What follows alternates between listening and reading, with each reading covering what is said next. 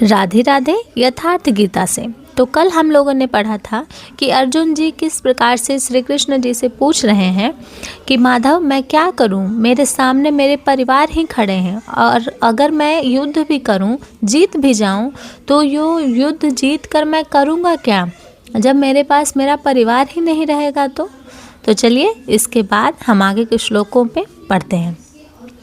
एतान्न हन्तुम् इच्छामि धनतोऽपि मधुसूदन अपि त्रैलोक्य राज्यस्य हेतोः किम नु महि कृते। हे मधुसूदन, मुझे मारने पर भी अथवा तीनों लोकों के राज्य के लिए भी मैं इन सबको मारना नहीं चाहता, फिर पृथ्वी के लिए कहना ही क्या है। 18 अक्षौहिणी सेना में अर्जुन को अपना परिवार ही दिखाई पड़ा, इतने अधिक स्वजन वास्तव में क्या हैं। वस्तुतः अनुराग ही अर्जुन है।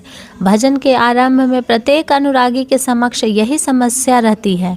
सभी चाहते हैं कि वे भजन करें, उस परम सत्य को पालें, किंतु किसी अनुभवी सद्गुरु के संरक्षण में कोई अनुरागी जब क्षेत्रज्ञ के संघर्ष को समझता है कि उसे किनसे लड़ना है, तो वह हताश हो जाता है।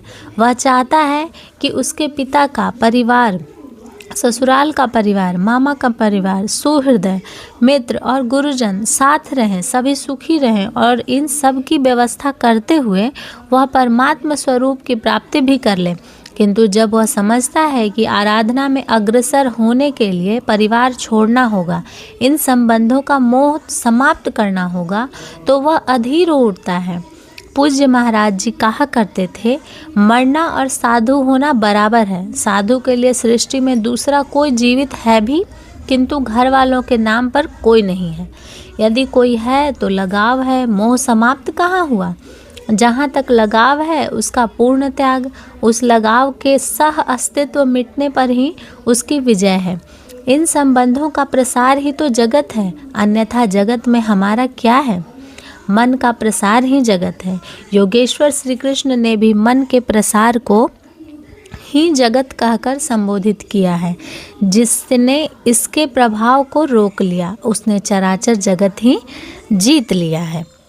केवल अर्जुन ही अधीर था ऐसी बात नहीं है। अनुराग सबके हृदय में है। प्रत्येक अनुरागी अधीर होता है, उसे संबंधी याद आने लगते हैं। पहले वह सोचता था कि भजन से कुछ लाभ होगा तो ये सब सुखी होंगे, इनके साथ रहकर उसे भोगेंगे। जब ये साथ नहीं रहेंगे तो सुख लेकर क्या करेंगे। अर्जुन की दृष्टि राज्य सुख तक ही सीमित थी। वह त्रिलोकी के साम्राज्य को ही सुख की पराकाष्ठा समझता था। राधे राधे, धन्यवाद।